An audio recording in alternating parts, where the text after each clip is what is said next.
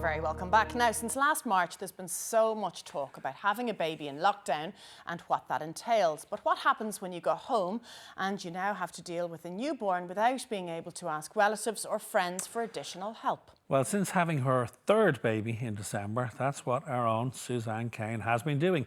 So we've got her on the line for a catch-up now to see how she's getting on. But more importantly, look at, we can see little Sadie. Good morning, ladies. Oh, hi, Susie and Sadie. Hi, guys. We're just saying it feels like it's been ages since we've seen you. The last time you were in with us, of course, was November. So, look, tell us about the experience, Suzanne, because you had Sadie then on the third. What was it like, you know, and how different was it from Sadie to your first two? Do you know what? Like, in terms of actually having Sadie and being in the coombe, actually giving birth wasn't that different. But the whole process, I know we spoke about it a couple of times before. I know, Sadie, was just kind of odd because I found out I was pregnant at the start of lockdown in April last year. But we had a pregnancy loss in December 2019. So I kind of didn't dare to dream. I didn't want to talk about it. I didn't want to tell anybody I was pregnant. So it was a really lonely journey because you had to go and do everything by yourself, do you know? And then as it kind of went along, I just wanted to get to like 12 weeks, 16 weeks, 20 weeks. And then at 30 weeks, I had that like kind of realization that I was like, oh, I have to go in and give birth in a pandemic. And I don't know whether Joey can come, my husband. I was like, I don't know how it'll all pan out. So actually going into the coombe, I have to say to my gorgeous midwife Rachel and to Noreen and Professor Murphy, who looked after me incredibly well, and everybody in the coombe, actually being in there, I felt the village.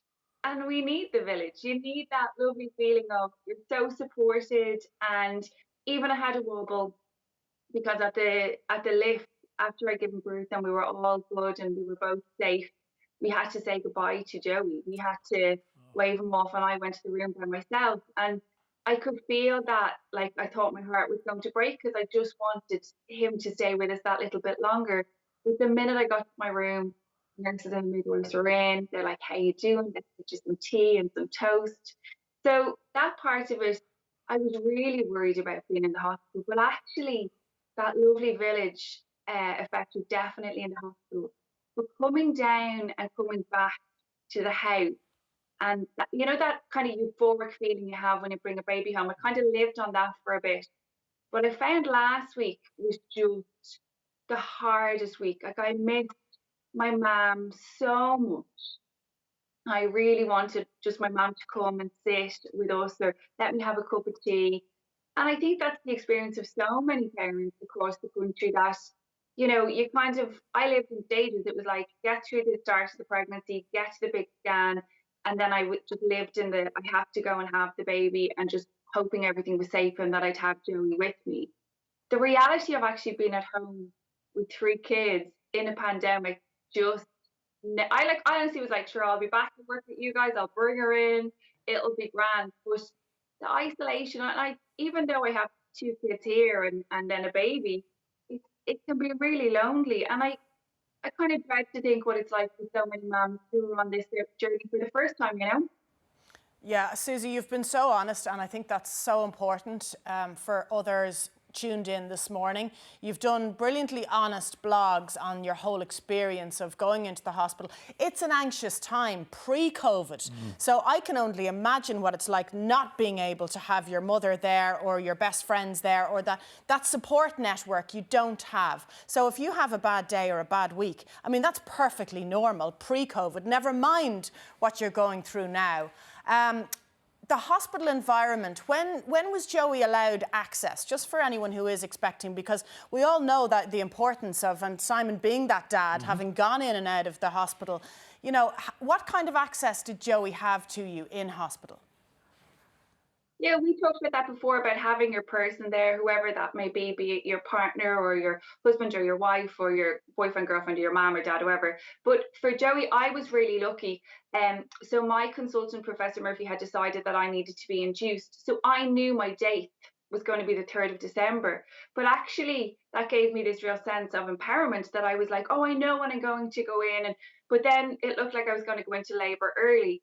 So what had to happen was Joey dropped the kids to school on the Thursday morning. My brother drove me to the Coombe because his gorgeous wife was coming off night shift in the Coombe. She's a midwife there, Claire. I went in by myself. I checked in by myself. I went up to assessment. The gorgeous midwives met me there, and I think like every mom going in to be, I was just shaking. I was rattling. But once I got into my room in the labour ward, Rachel, my midwife, was like, "Give Joey a text, tell him to come up," and he got that pink slip in the Coombe, which is just all important pink slip, and he got it. So he was with me right the way through the day for labour. He left me that night. And then you're allowed in for visitation between 1:30. Well, this is what it was. Again, everything's changing because the regulations, but he was allowed in for 2 hours. So literally, he was like first in, best dressed, queuing outside the Coombe with his pink slip, ready to get in to visit us for 2 hours the day after she was born. And then the knock comes on the door and you have to be cleared out and gone. So he left then at that stage, and then you have the rest of the day and then As you say, Susie, it's been tough for you, and it's been tough for Joey because that's not pleasant. Another friend of mine whose wife had a baby during the pandemic said that he'll never forget dropping her to the door of the hospital and watching her leaning against a wall in pain, and he couldn't go to help her, and it broke his heart. But look, she's here, she's safe, she's well. So you talked about that euphoric moment that week after having the baby, and we know we're very familiar with that.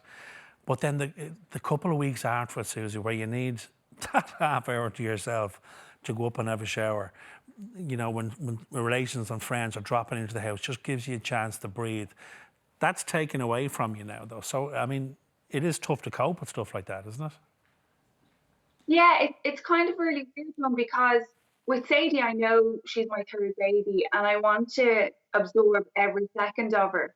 And I kind of thought, oh, sure, Oisin will be heading off to school, Hannah will be going around to her preschool, and Sadie and I will get out for those lovely walks. And that's all taken away because Joey is an essential service. The garage look after cars, so he's gone into work every day.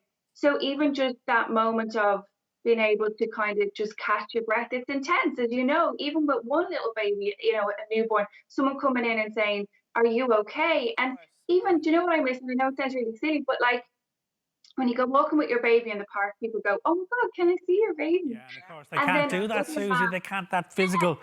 Listen, we appreciate you coming on, Susie. We're right out of time. We can't wait to meet Sadie in person, give her a squeeze. Good to see you, lovey. Take care and stay safe. She's gorgeous. She's gorgeous, Suzanne. Congratulations and thanks for your honesty today. Right, up next we are focusing on bright casuals over on the catwalk. See you in a minute.